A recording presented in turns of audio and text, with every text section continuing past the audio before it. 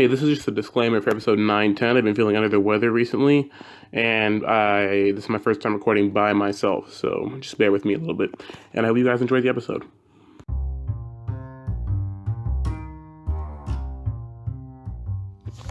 Hello, you're listening to Sideline Saturdays. This is episode 10 or 9. Not sure which one we're uploading first. Today we have a very special guest today, somebody with a very impressive resume. They've gone to 24 years of school, 6 years doctorate, 2 years master, and 4 years undergrad. They've been to several different travel locations. It would take too long to name them all right now, so we'll do that when we get to the travel segment. It's my cousin Shannon. Would you like to give a brief summary of yourself or introduce yourself at all? Sure. It's first of all weird to be introduced as someone with an impressive resume because I don't think that about myself. I think I've just been kind of caught up in school for way too long. But I guess about me, I'm a person who's really curious. And I think that's kind of the thing that ties together my school, my travel, and my profession. And that's what's driven me to do all these things for all these years. Okay, that sounds fair. So what we're going to do today is usually it's more of a sports-oriented podcast, but we're going to get away from that today because we're missing my co-host, Jelani Smith. He had something to do for the holidays. So today we're just going to be talking about some of her resume because I think she has a pretty interesting job in being a soon-to-be psychologist, and I think she's had a pretty interesting life with all the places she's traveled. So we'll probably talk about her school, travel, and then her career in that order. They're not gonna come with the same energy that I usually come with Jelani because it's a different podcast, different flow. I'm more running the show this time, so we'll be right back.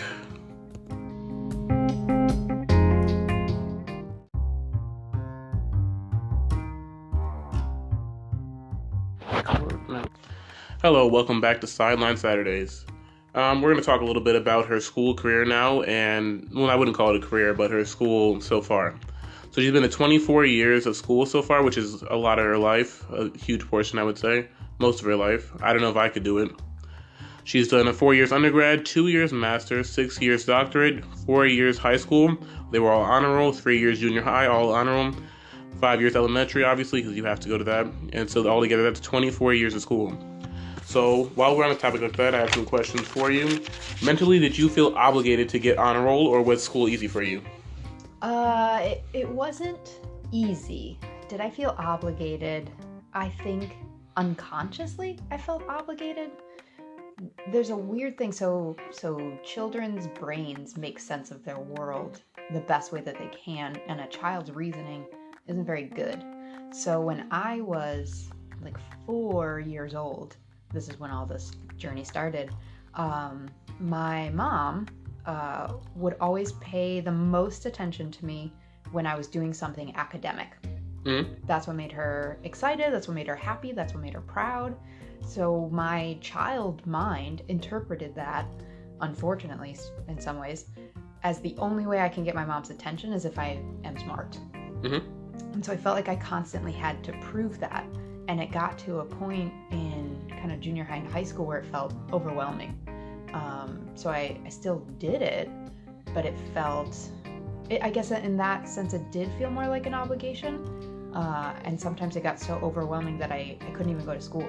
I couldn't do the work, I would shut down because it felt like it had to either be perfect or I couldn't do it at all. So yeah, those were really rough years, and that carried over into college too. Was there any point during the honor roll years where you were like, okay, this isn't so bad, or this is easy, or? Maybe some classes came easy to me in junior high, where they were fun. Maybe some writing stuff. That's not true. I never really liked writing. Some of the basic math. I was like, okay, there's a concrete answer. I know if it's right or wrong. I can learn the process. That felt safe. But yeah, I would say the rest of them I found challenging and stressful. Did you go into the school year saying I'm getting honor roll this year, or is it just something that happened? It was more expected. Mm-hmm. I didn't even think about it. It was I have to. It just was. It had to happen. Did you ever did you ever see your friend and wonder why they weren't getting honor roll, or were they on was it ever a question of why am I the only one doing this? No, because what happens is when you're kind of like a lifelong honor roll kid, you ended up in junior high getting pulled into higher level classes. So you got a harder math class and you got a harder English class. So everybody within your class was on the same playing field. Mm-hmm. So it felt like we were all just a bunch of weirdo nerds. So yeah, it didn't feel, there wasn't comparison or judgment from me. Now I had friends in high school who would want to check my grades and want to check my papers and would kind of like shove it in my face when they got better than me. And I was like, okay, like I don't really give a fuck. I'm just doing this to earn my mom's love unconsciously. So yeah, I didn't find myself comparing because I was so hard on myself. I certainly wasn't going to compare myself to other people. I had enough internal criticism happening. Would you say that your standards for yourself were higher than anybody would like set for you, or than? Oh, definitely. Because when I told my mom, because I didn't figure out any of this stuff until I went to therapy in college. Mm-hmm. I did not know. I didn't understand why this was. I was just like, I'm a miserable, anxious, depressed kid. I don't know why I'm doing well. I just know that I have to, or else. But yeah, when I figured that out and I came to my mom, it actually happened. I failed freshman year biology in college. Mm-hmm. And I thought I was going to have a nervous breakdown because I was like, my parents are going to disown me. They've paid all this money to send me to another state. I need this class to get into the rest of the classes. If I tell them, they're going to be furious. And I was sick to my stomach. I was like, this is going to be the worst holiday ever because it happened right before Christmas. I had to come home and tell them. And I was like, this is going to suck. And I told them, and they were like, oh, okay. And I was like, I beg your pardon? I failed a class. I failed a class that you paid a bunch of money for and that I'm going into debt for. And they're like, yeah, everybody fails classes. And I was like, everybody what? Since when? Like, I was allowed to fail classes? Like, you still love me? I'm not on the street? I had no idea. I didn't put that together. And then they were like, yeah, we love you no matter what. Sometimes you try and you fail, and that's fine. We'll figure it out. Totally foreign concept to me because it had never happened. Mm-hmm. Did you ever, was there any point in school where, like, before you got to college or even when you got to college where you were like, did you not feel like doing it anymore as far as, like, honor roll? Did you ever feel like just, like, slacking off a little? It felt too dangerous because I felt like before I failed, I was sure that my parents would disown me. Like, I was just sure. I had no data to prove that. Oh, that's not true. I did have data. The only time in my whole life, because I'm such a rule follower, the only time I ever got grounded was when my grades went from an A to a B. You got grounded for that? I got grounded for that. So I learned that bad grades were not acceptable under any circumstances. So in 4th grade, and when I got grounded, I was like, fuck, okay, they're really serious. I can't screw around. I have to get perfect grades or I'm in trouble. And that wasn't true at all. But my little kid brain, that's how I understood it. But now as an adult, I know that my mom just wanted me to have a better shot at life than she did. She was trying to kind of fix what she didn't feel like she got from her parents. But I couldn't understand that until I got to college. So as far as early years, would you ever, if you could go back, would you do the same as far as honor roll wise and like trying as hard as you could, or would you like settle for like a B, C, or like... Definitely B's and C's are great. I think what matters, grades matter once you get to high school-ish, so you can get into college-ish, and then college-ish to get into grad school-ish if that's your path. But I think what matters more than anything is like other life skills, like learning how to budget your money, learning not to be a social weirdo, and like being able to make friends and manage things, being able to work and like manage conflict at work. So I think conflict resolution skills and connecting skills and life stuff is way more important than academics will ever be. So when you, I think I have some recollection of you graduating first in your class. Yes. What level of school was that again? That was from high school. It was a high school valedictorian. Was it high school? Yeah. And that means that, like, out of everybody, you were, like, I mean, to put blatantly, the smartest of everybody. No, I wasn't. I don't consider myself the smartest of anybody. The valedictorian technically has the highest GPA. There was actually somebody in my class that I thought was definitely smarter than me, but she was 4th in the class, just because of GPA. And this was crazy. We get to high school graduation. I was neck and neck with the guy behind me. And I realized if I didn't get an A on my AP English exam, he was going to be valedictorian, and he was a fucking cheater. And I was like, if this motherfucker gets up on stage as the top of our class, and he has literally bullied people into giving him his homework. I was like, I'm gonna have a fucking fit. And I was like, I can't let that happen. I didn't care about my AP English at all, but I aced the test so I could beat him. That was the only time I got competitive. So that was the only time. Yes. You think, was it fun or was it? It wasn't fun. It was stressful. But I mean, like when you finally got it, paid it off, like, fuck you, Randy. Yeah, like you finally got it. Yeah. So that felt good. But so we get on stage, and they announce Randy first. He's the second in line, and he gets to make a dumb speech. Like they didn't let you do it? Well, so he went first, and then I went second. Okay. Or something like that. And he goes up there, and they're like, Randy has gotten straight A's from his whole career, and this is a GPA, blah, blah, blah. And everybody's like, yeah, Randy, whatever. And I go up there, and I had gotten 2 B's in high school.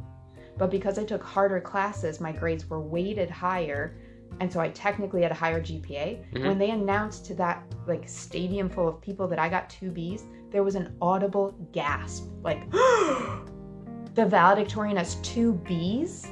And the guy behind me has straight A's? They were pissed. And then I felt like really embarrassed. That must have been hard to follow up with. I mean, Randy comes up there and makes a speech, they announce all A's, and then they're like, oh, and here's Shannon with 2 B's. Shannon with 2 B's, who technically beat this asshole. Yeah, it was a weird feeling, and I felt really like embarrassed. And like, was I not good enough to be valedictorian? I didn't care. I just didn't want him to be.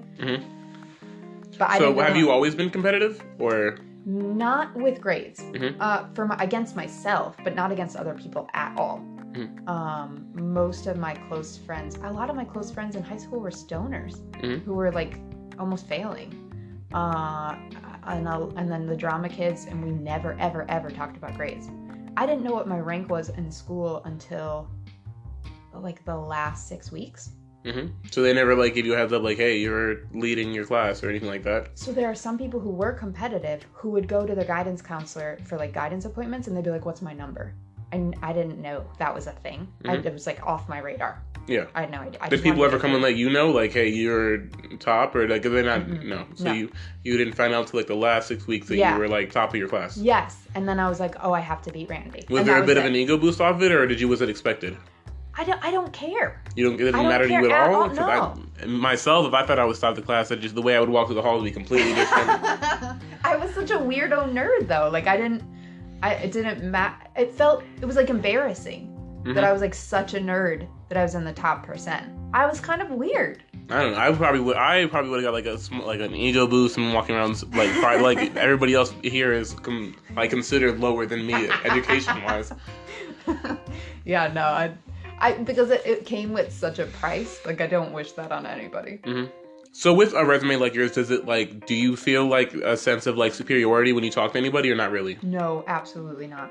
Do you think that it would happen to most people and you're special like in that regard? Because I mean, personally, I have a bit of like a superiority complex with most people and like an ego thing. You do? It's like a secret. I don't really talk about it, but it's like I secretly look at people and I'm like, whatever they're doing, I'm like, I could do better than that.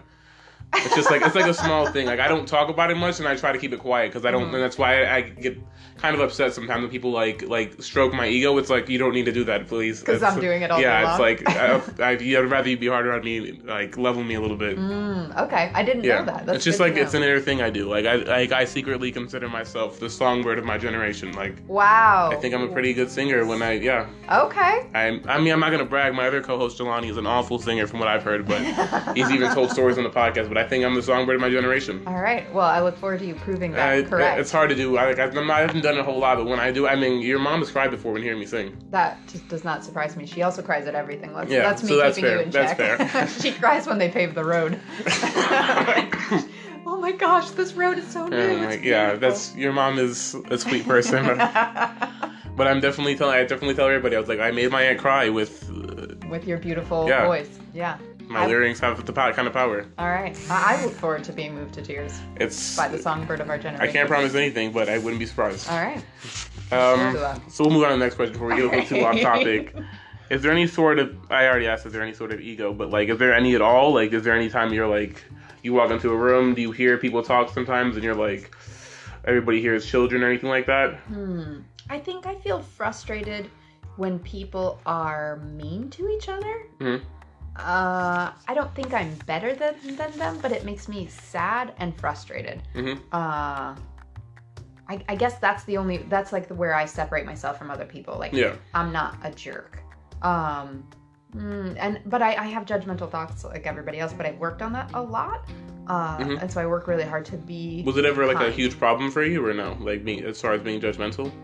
Yeah, I should have gotten fired from my second job out of college because I like completely bitched out my coworker. Like totally inappropriate, rude, yelled at her. I just yelled. I was like a total rage piece. Because so she assisted the president of the company, and in my very judgmental interpretation, I felt like she didn't care about her job as much as I did. So that was me saying like, I care about my job more than you do. What was the job again? I was a receptionist at a hedge fund, and she was an executive assistant to the president of the company. And she would just be missing for hours of the day. She would take a 2-hour lunch. She would get a mani-pedi during work and get paid for it. And that bothered you to like see other people doing that? That bothered me. And then like the few basic things that she was supposed to do, she regularly didn't do or did wrong. Did you like make up for her work? Like did you like pick up her slack? I had to, because I'm not willing to let the CEO of our company look like an idiot. Like that's not okay to me. My job is to make him look good and for things to like go smoothly. So I had to clean up her mess all the time. And one day I just had enough. And she was walking by and I said, you know what? Everybody can do their fucking job here, but you. And you need to step it up because this is not acceptable. How did she respond? She was floored. Nobody had ever spoken to her that way. I'm Nobody sure. Put her in her place. I don't think most people don't get spoken to that way. No, and I had been in the company like 2 months. Like, who am I? And I'm How a long kid. was she there? Was she there like She years? was there for years. Like, Nice. like close to a decade. And I'd been there 2 months. And I'm a kid. I'm like 22. Like, she knows I don't know. Did you ever apologize for it or no? No. That's... But I did go to a lot of therapy and meditation. And I became much less angry and a lot nicer. So. Why do you think you felt the responsibility to make your CEO like look good? Because I think I really care about doing a good job and being proud of my work. I don't want to show up to a job and do it halfway. Yeah. Like if you're paying me, I'm going to earn my salary. And it's probably related to that academic stuff too of like, I want to do things well. I want to be proud of what I'm doing and probably some pressure to like win approval in that way. Yeah. So. I mean, personally, when I worked at my job for a while, I started off like that. Like I cared about the numbers, like who was rated the #1 driver, who had the quickest times and all that. But then after a couple months, it was just like, let me just get paid to get in and get out. And I was literally buying smoothies for coworkers so I could leave early. Yeah. So it was like at that point, it was just like, I'm done with it. I don't really care anymore. Nothing good has come of me being #1. It wasn't worth it to me. Yeah, and I think you have to decide that, and sometimes you have to do it by trial and error. So I've worked at places where there was a lot of reward for doing well, and people cared, and it was appreciated. And when it's appreciated, I'll do it all day long.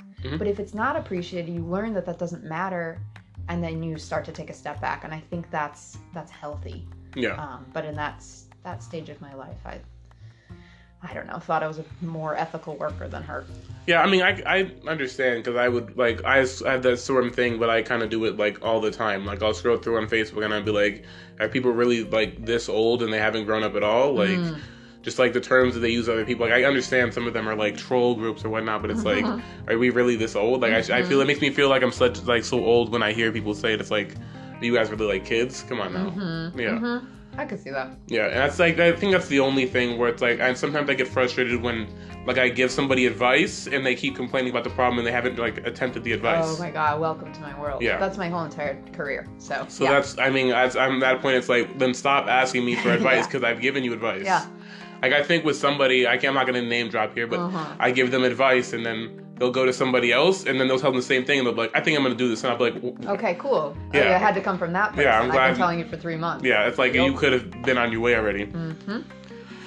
I think this is the last question regarding school. I think I do cut it up into 3 segments. So was school fun for you at any point, or was it always an anxiety-filled thing? Parts of it were fun. So in junior high and high school, my fun was in theater. And I had a great time. That was like the most free and exciting and emotional part, I think, of my high school and junior high career. And I loved that. I lived for that. I spent my entire day in the theater. I ate lunch in the theater. Why did you stop doing things as far as like theater? Like, did it just like not become practical at a certain point, or was it just like actors get weirder and weirder the older you get? Yeah. So like, I mean, look at Tom Cruise. Yeah. Adult actors can be psychologically very fragile and need a lot of ego stroking, and can be dramatic. I don't want to generalize, because I know there are a lot of people that aren't. Yeah, I mean, if they're offended by it, then that's probably one of them. Totally right. But my director in high school used to always say I couldn't be an actor because of the actors. And I got that when I got to college, and I was like, these people are taking this way too seriously, and they're mean about it and strange, and they're competitive and will sabotage each other. And I was like, I don't want any part of that. Did anybody ever sabotage you, or no? And I don't think directly. I think there were some wishes that I would do poorly, but I don't think anybody like so you were that good that they had to like sit here and wish for you to be better? Or? No, I was not that good.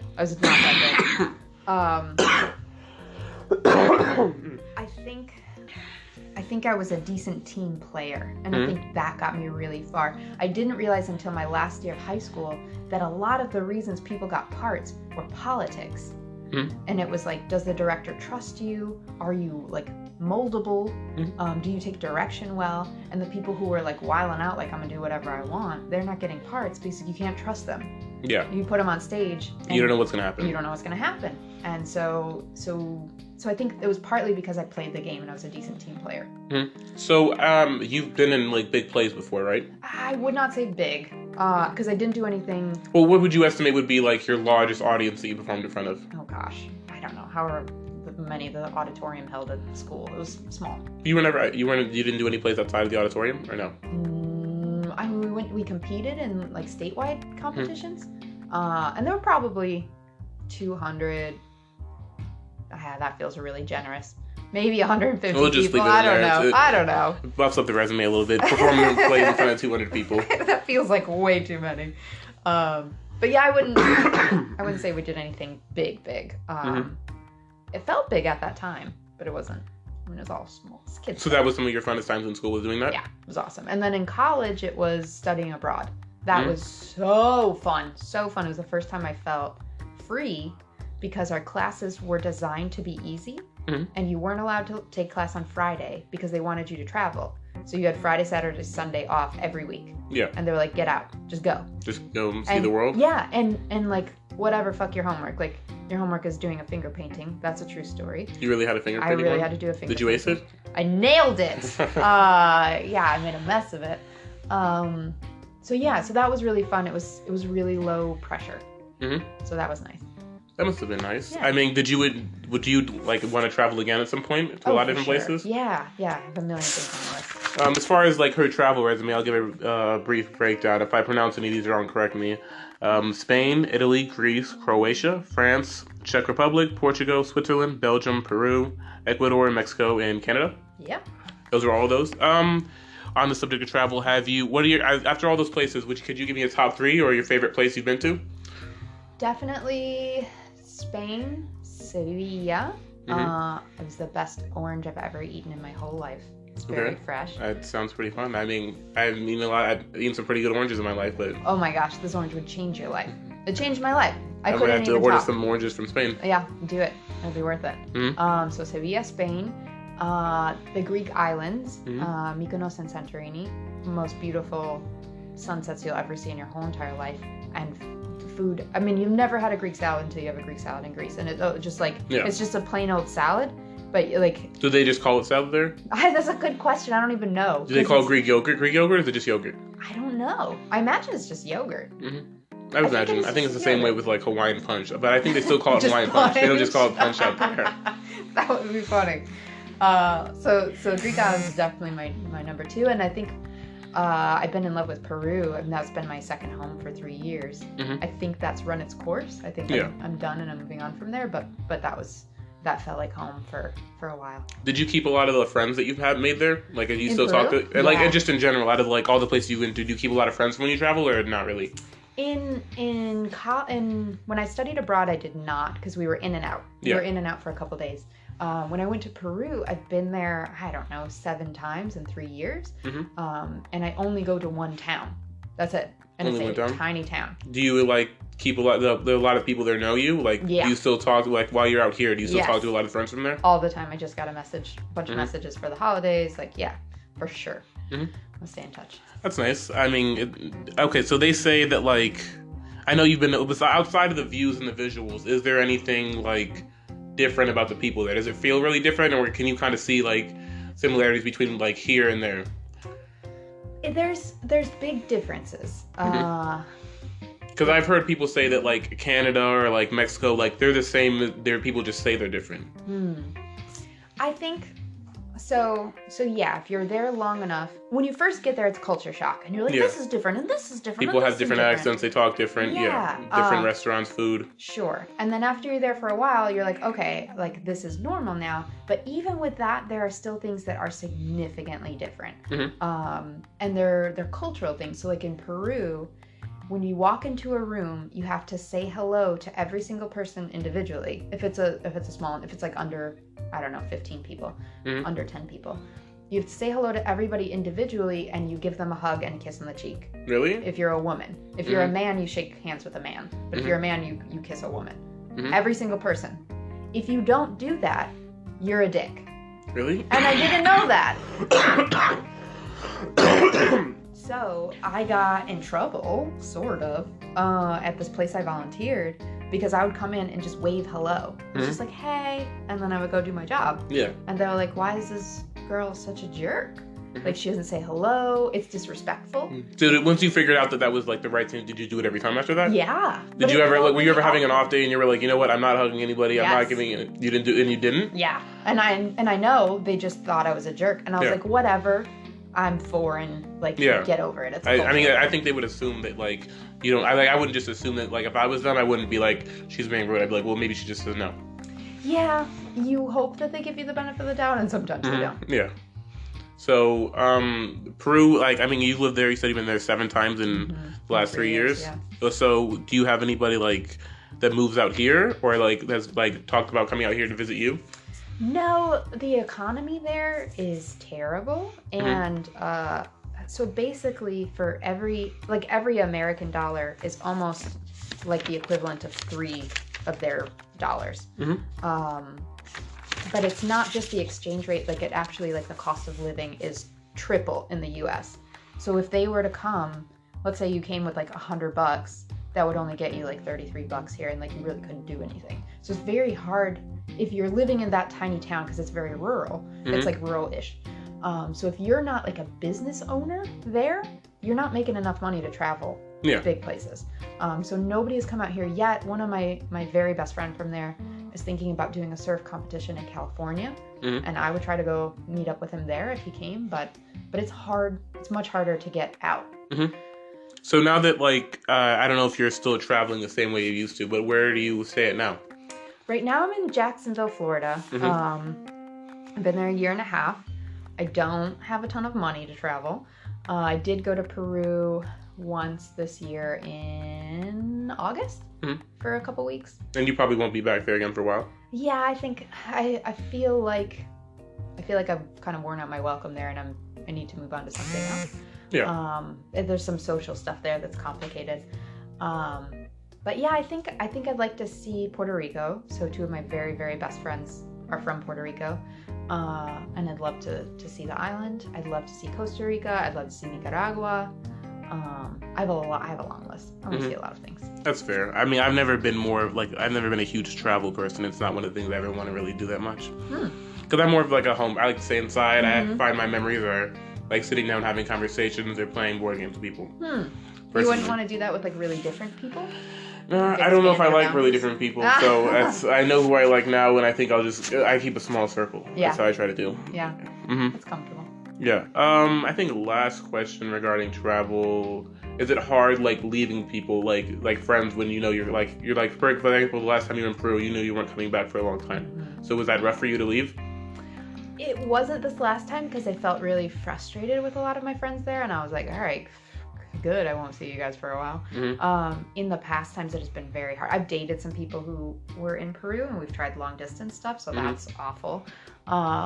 Even with all the technology that we have. But yeah, I really felt strongly connected to a lot of people there. Yeah. So every time I would leave, I would just cry for an entire week straight. I would just cry for a whole week. I mean, it's hard when people you care about, you have to leave them, especially when they're so far away. Yeah. It was really hard. So, last question is for anybody else in college. Do you have any advice regarding college to anybody? Like, as far as, like, socially, should they go out as much as possible? How long do you think they should go? Is too much school, like, not a good idea? I would say do the things that matter to you and not the things that matter to your parents or your friends, etc. And that you have to keep checking in with yourself. Like, is this what I want for me? Yeah. Is this what's going to get me to the best version of myself? It's very easy to be influenced by what your family wants of you, by what your friends expect of you. And so you have to keep asking yourself that question over and over and over. Did you ever change majors while you were there? I did, because I failed biology. Yeah. Okay. So that was that the only time?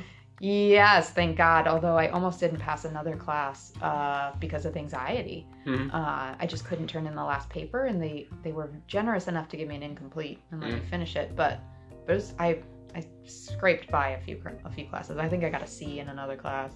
How did you end up, like, does your anxiety still get out of control sometimes, or no? I've been in a lot of therapy, like a lot of therapy. So it's much better than it ever has been.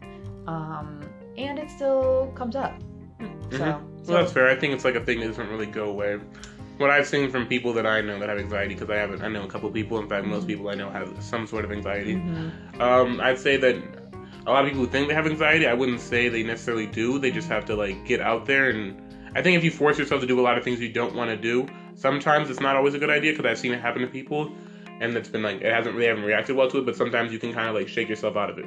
Yeah, and that's the basis of a type of therapy, where it's called exposure, and you gradually do things that are scarier and scarier for you, so you learn that you can manage it. Yeah, it's just something like example, like when I started going to the gym, it was super awkward. I felt everybody was constantly staring at me, and I was, like, constantly, like, stacking myself up against certain people. But now it's like, I'll just go at midnight just because I feel like it, and I don't really care, you know? The only time it's awkward is if I see somebody I know there, and it's like I kind of avoid eye contact. Yeah, totally. Okay, so we'll be back to talk about psychology, and we do have one sports-related topic. It's not going to be long, but we'll be right back.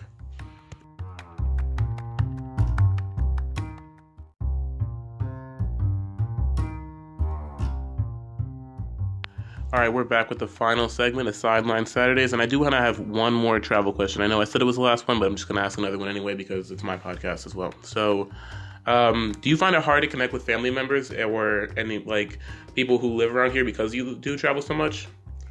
I think what's been hard is people's prejudices or assumptions about other cultures. But I don't know that it's so much my travel that's influenced that, but the fact that I can speak another language. And you can speak English, Spanish, and you can understand most French or some French? I understand maybe 60% French. Okay. And can say a handful of things. But I speak Spanish fluently, and I've provided therapy for people in Spanish who immigrated here because of dire circumstances back home.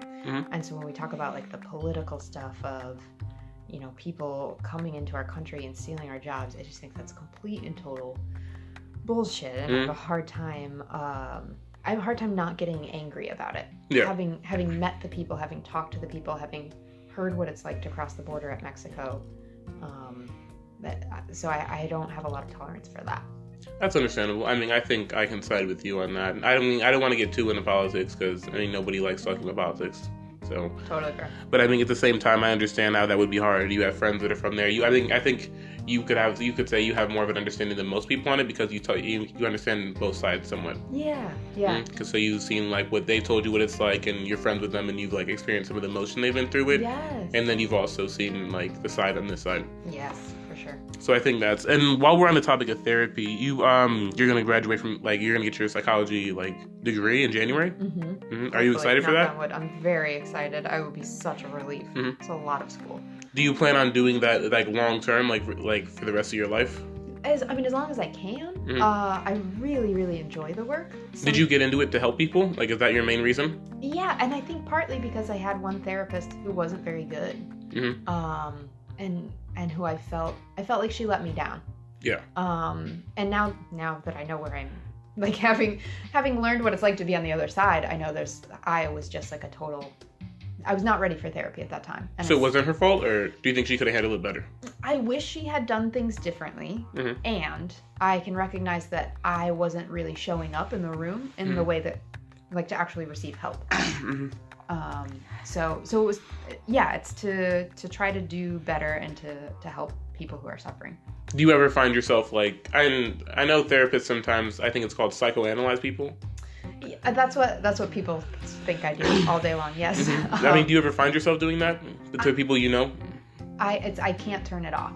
Mm-hmm. I figured that's how it would be. Like you just start, like, you do it. That's just something you have on all the time. Kind of. I think what's different is that, like, people think when somebody's like, oh my God, you're going to psychoanalyze me, what they think it means is I'm going to find out all of your trauma and I'm going to judge you for it. Like that kind of thing. I mean, yeah, but I think that's ridiculous because that's not like your therapist sits in your chair and judges you. Like, that's not their job. No, but that's the way I feel when somebody says, like, oh, no, it's okay, psychoanalyze me. I mean, I'm sure that's what most people mean by it because they have, like, this, like, plain, like, black and white view of how therapy is. Yeah, and it feels like they're afraid of me. Mm-hmm. Like, I'm going to, like, get in their brains. Like, I can't do that. I'm not a magician. I'm not a psychic. You can only, like, see what people tell you, basically. Yeah. And most of the time, it's not anything that they don't know. I mean, yeah. So I think some people just have a hard time, like, finding out what's wrong with them sometimes. Like, they would rather just not know. Yeah, oh yeah. I know a lot of people like this. So, you plan on opening up a clinic at some point? Or something similar to that? Or more of an office space? I think you said earlier. More of an office space, yeah. I don't feel as ambitious enough for a clinic right now because I'm burnt out and tired from work. But I would love to see people in a private practice and have my own office someday. Mm-hmm. When a client comes to you for help, is there anything you have to do mentally to prepare for it? Like, do you need, like, time beforehand to get ready for it? Have you ever been caught off, like, super off guard by something? I try to. So sometimes I see clients back to back to back, where I'll see 3 or 4 in a row. And so for me, I like to have at least 5 to 10 minutes in between where I can reset. Yeah. I don't want to bring in all the somebody emotions. else's, like, thing into somebody else. Exactly.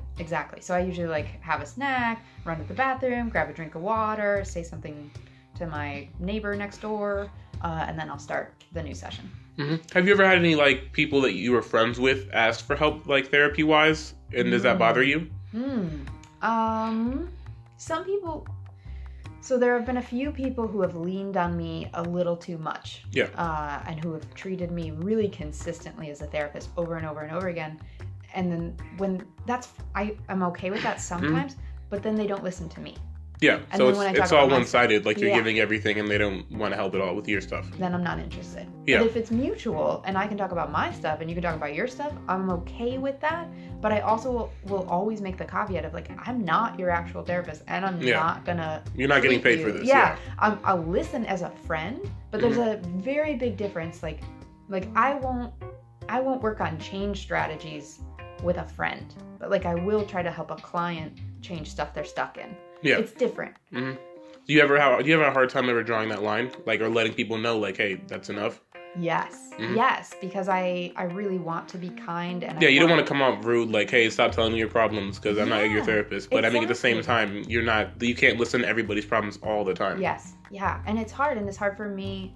So one of my biggest challenges that I've had for years is setting boundaries and saying no. Mm-hmm. And so being in this profession, I have to practice that over and over and over. I've gotten better at it. Mm-hmm. I'm still not as good as I want to be at it. So I got some room to grow. Is it hard to set boundaries in therapy? With clients? Yeah. Or is it more professional then and it's easier to do because you don't have to see them afterward until they come in again? Yes. Mm-hmm. That's much easier. Because, like, imagine a friend who asks you for help and then they go home and they, implement your advice, and then they call you, and then they text you, and then they follow up. It's like, fuck. Like they're constantly like asking you, and you can't, like, get rid of them without kicking them out of your life. With a patient, you can just kind of, like, cancel it if you need to. I gotta wait a whole week. Like, they can't just show up at my door. They can't show up whenever they want. No. And if it ever gets like too bad, you can just be like, all right, you might need to find a new therapist. If I don't think I can be helpful, but if somebody is as a client is like overstepping those boundaries, I will always talk about it with them and try to fix it. I'm not gonna kick them out. Yeah. So we'll try to work through it and fix it and figure out what it's about, and see if we can have like a healthier balance in our time together. But if that doesn't happen, the therapy that I do is very much about like radical honesty. And so if a client is overstepping boundaries and I can't be helpful because they keep pushing the boundaries, I will say that. Have you ever had to tell a client to maybe go to somebody else, or? That's a good question. Or was that kind of like a last resort thing? Like that's the last thing you want to do? Yeah, that's the last resort. First I would talk with the client, then I would talk to a supervisor and another supervisor. I would get a lot of input about how I can be better. And I would work really hard on that. And there are some times where you're not the most helpful. I don't know that I've actually said that. Oh, I have said that to somebody before. I have. Most people don't want to hear that. Was that hard for you to do? Very hard. Because I mean, most people come to you as like, at least patients come to you as like you're supposed to be their savior, you know, like you're supposed to like put them back together mentally. Yeah, and then when you have to tell them no, it's like they feel like there's nobody that can help them. I mean, if a therapist says they can't help you, then you're kind of like, well, what am I supposed to do then? Right, and I would never be like, I can't help you, good luck. I would say, I can't help you, and I think this person could. Yeah. So I would do my homework and figure out who is the type of person who's going to be the most helpful with this type of person. And based on the type of therapy they do, based on their personality, based on whatever, I would make a recommendation. I'm not going to send you out in the cold and be like, good luck. Yeah. I mean, I think you have a very like meaningful career right now. You have the possibility to help shape people's lives in a better way, or Hopefully. pick up the pieces that they need help picking up. Hopefully, yeah. So, I mean, I think that's an amazing thing to do in itself, especially to dedicate yourself to doing that for the rest of your life. So how is it when a client decides to stop coming in? Does that bother you? Do you feel like you need to check in with them? I mean, like, sometimes I'm sure they're not in the best shape, and when somebody like that stops coming in, you always assume the worst. Yeah, you can. There are some clients that will stop coming because they're doing great. And then you're like, yes, awesome. But I would think I was referring to more like the ones that don't say anything. They just stop coming in at all. They don't like give you a heads up. They just stop coming in. Yeah. Well, sometimes they're doing well and then they just stop coming and they don't tell you. And part of that hurts because you're like, well, I wanted to celebrate with you. You wanted to let them know. You wanted to like see like the improvement and like see that they're doing good. Yeah. And be like, hey man, good job. You did so well. You don't need me anymore. Enjoy your life. I think it'd be like if you were a personal trainer and all of a sudden they just stopped showing up because they thought they were in good enough shape. Yeah, like it feels good, but it would have been nice to say goodbye. Yeah. So there's that situation, and then there's those who aren't doing so well and then stop showing up. And yeah, of course you worry about them. Yeah.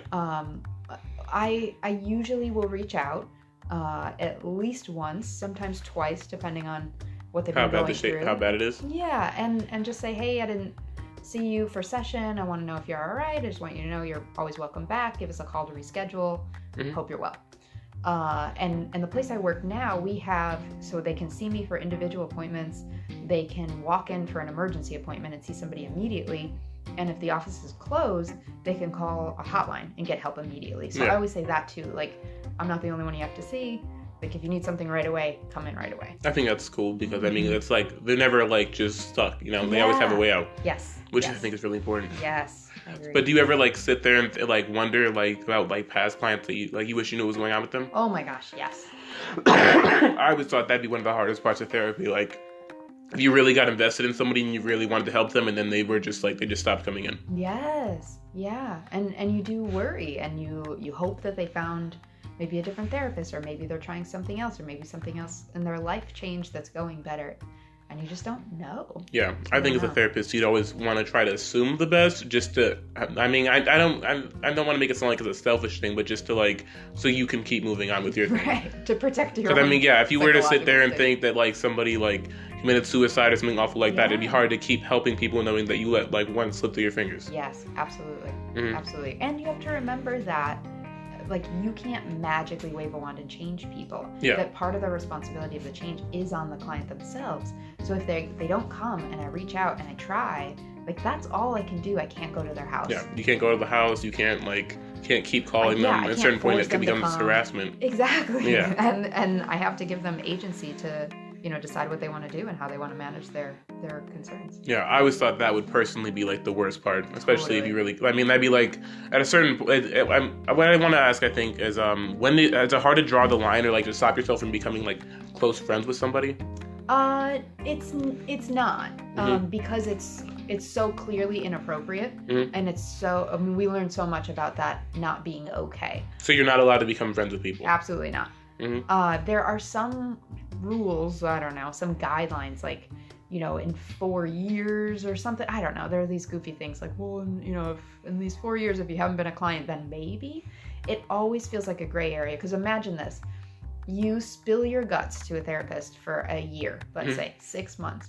It's a completely one-sided relationship. Yeah. The therapist knows all your dirt. And you don't know anything about them. Not a damn thing. And then you go and you be friends, quote unquote.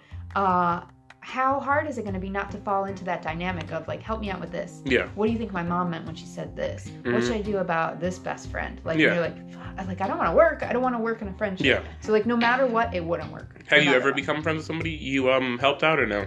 Not as a real friend. There are people that I feel connected to, and I think, oh man, if you weren't my client, it would be cool to be your friend. But I would never pursue a friendship with a client because I just don't think it would work out, and it's not ethical within our profession. Have you ever dumped any of your stuff onto a client at all, or absolutely not? Never, not even to like help them relate to you. There are times when you can use self-disclosure very, very intentionally. So like that story I told you about going off at that lady at work. Yeah. So I've told that in group therapy to a group of teenagers who are constantly screaming at their parents. So that they know, even their skills trainer. Yeah, nobody's perfect, and they're not like nothing's necessarily wrong with them. Right, but I'm not gonna say like, oh my god, you guys, I was so depressed, and I used to think about like hurting myself, like, because I'm not gonna make them worry. Yeah. So it's little benign things that are relatable, but that don't reveal too much about you. And you never ever want to put your own worries on a client. You don't want to make them concerned for your well-being. Have you ever made that mistake before or no? No. They drill that into you so hard in grad school. And we hear examples and like the damage that it can do. I've also had a client who was with an abusive psychologist before me and did a bunch of weird shit. And so like I know how damaging that can be. I'm very cautious.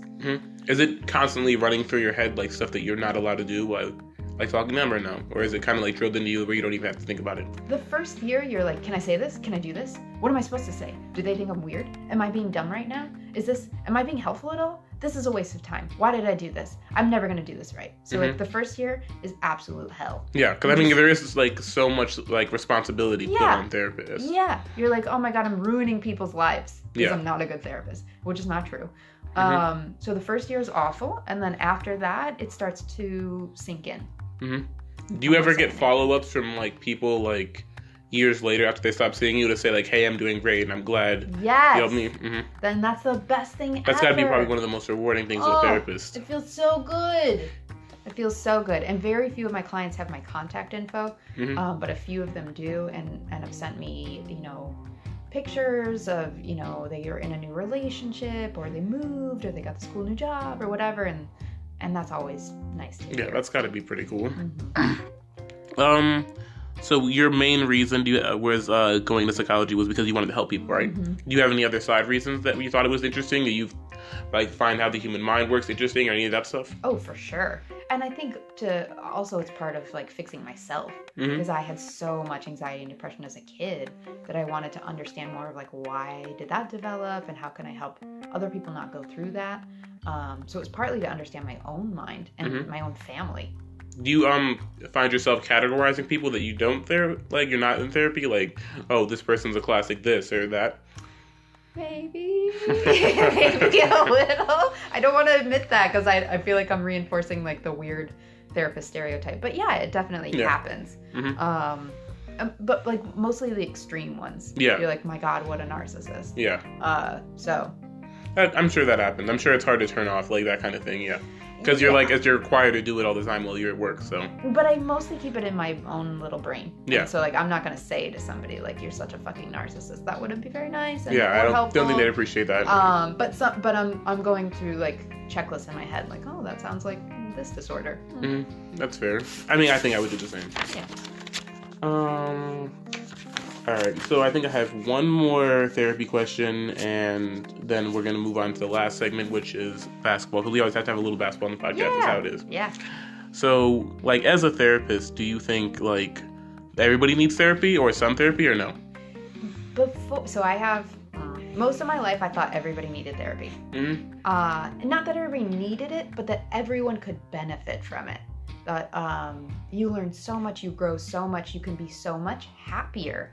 Even if you're pretty okay, you could be way better with a little bit of therapy. So I used to believe that. And then I actually have 2 people in my life that I think don't need therapy. And I've never met anybody like that. Thank God one of them is my partner. So it's nice to be with somebody who's really psychologically stable, had a really wonderful, thoughtful mom that just instilled him with kind of all these life lessons. She used to take him to poor neighborhoods and make him give away his toys so he could be grateful for what he had. And so he could contribute and have a positive impact on other people. So she did all this stuff to help him build self-awareness and like understand who he was in the world. And so he's one person who I think is really well adjusted and doesn't need therapy. He lives a very successful, fulfilling life and is happy. And I have another really close friend who is really just together. She knows what she wants and what she needs, and she does it, and she sets good boundaries. So that's nice. Yeah. Do you ever like, as a therapist, do you have to like unwire people's brains to think a different way, or no? How would you suggest to help people get rid of bad habits, possibly mentally?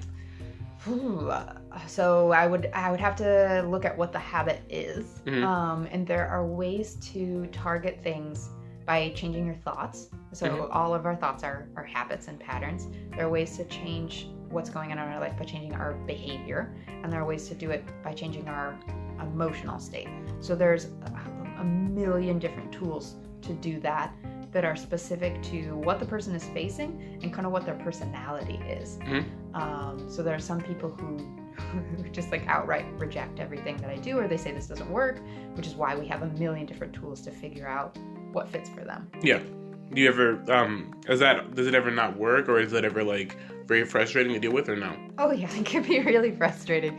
There are some people that I've worked with who will come in week after week and we talk about specific ways to change their life to make it better. And then they don't do it. And then they come back and they're like, this thing is still the same. And I'm like, well, did you do the thing? Well, no. Okay, well, it's still the same because you didn't change anything. But what they've decided is that my life's not better, therapy's not working. Yeah. But it's because you didn't do anything, you know? You can't just come in and talk to me and expect your life to magically change. You have to actually go home and do some shit yourself. And we'll talk about that and I'll support you in that. But like, just talking to someone doesn't magically change your life circumstances at all. I mean, I can see. I mean, it might help. Like, it's like putting a Band-Aid on like a dam. You know, like it's not going to do much. Yeah. It'll help for the time being, but it's not it's not long term. It helps with like relating and feeling like you're not crazy and being heard. Like that's amazingly valuable, and that can take so much pressure out of your life. But if we're talking about long-standing anxiety and depression, you have to do things differently in your life. You have to stop avoiding things you're afraid of. You have to stop beating yourself up mentally. You know, there are things that you have to continue to work on and practice. So I think the most frustrating thing to me has been people who say therapy didn't work when really they haven't been able to do the work. So my job in that situation is to figure out what's getting in the way. And sometimes I've said, I don't think you're ready if you're not ready to do the work, and maybe we should take a break. And what happens then is they're like, oh, no. I need this. Yeah. My life is miserable. I have to change it now. And then I've had people who go home after that conversation and change a bunch of shit.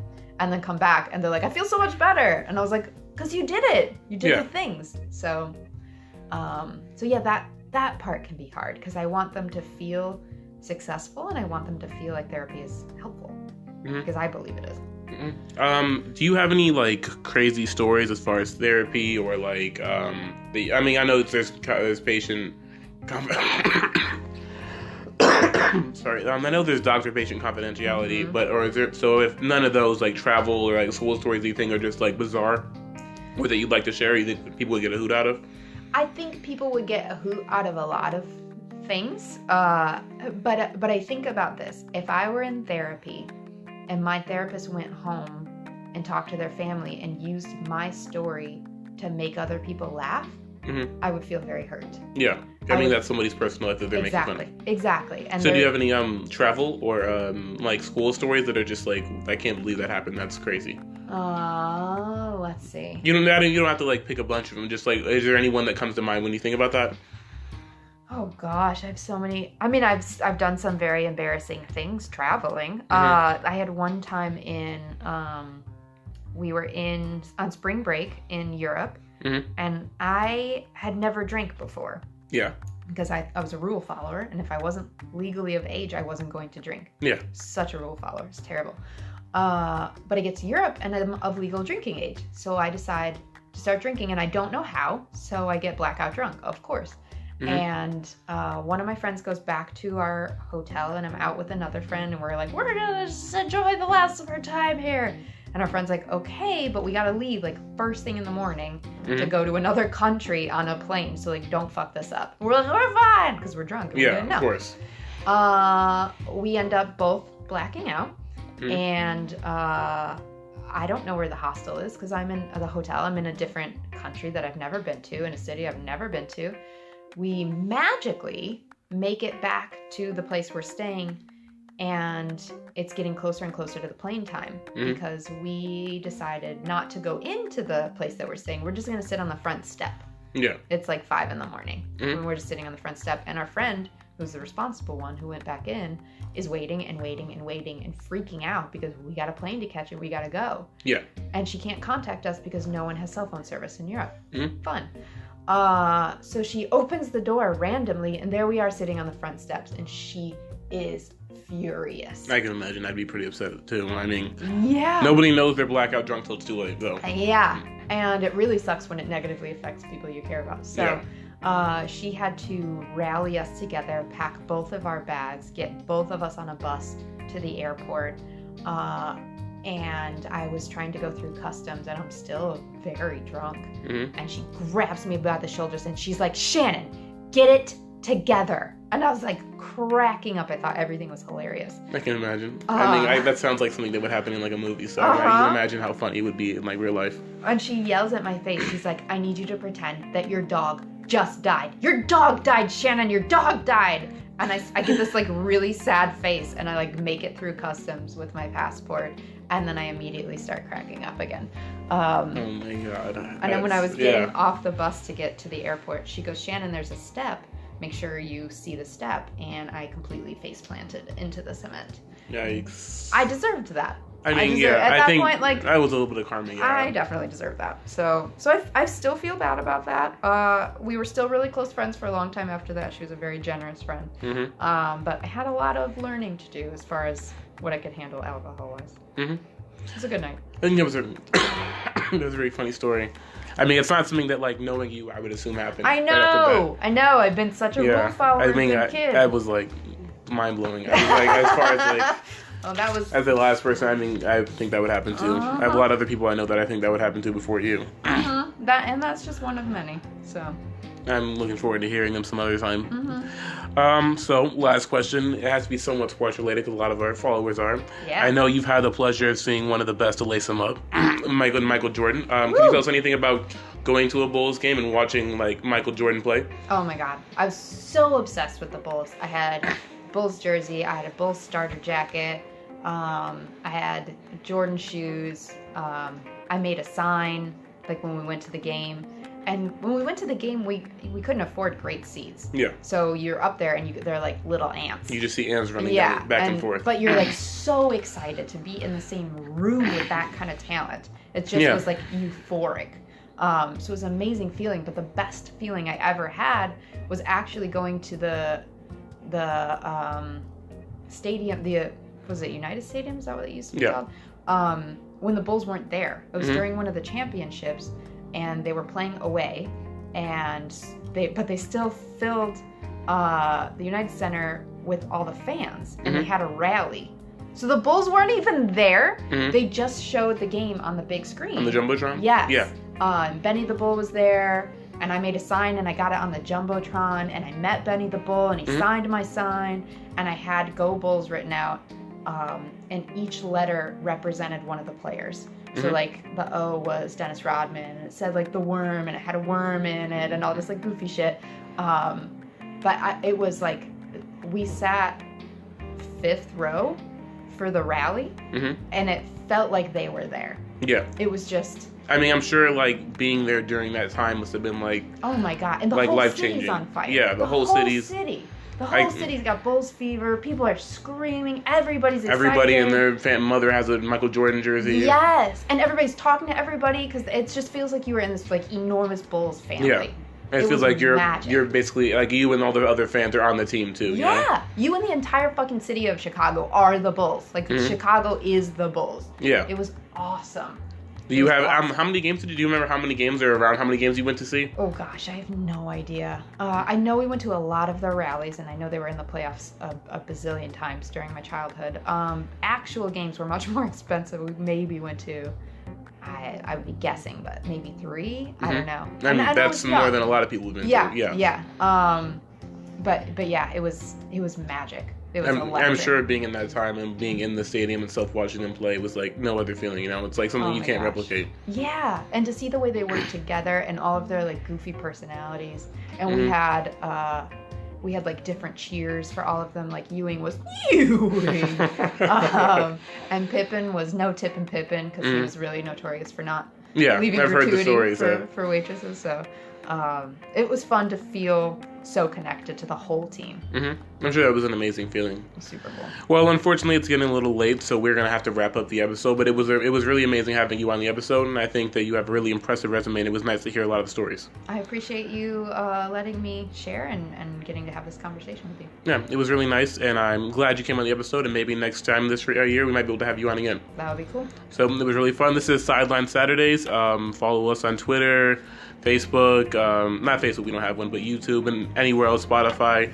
And if you have any suggestions, questions, comments, leave them in the comment section and we will get back to you.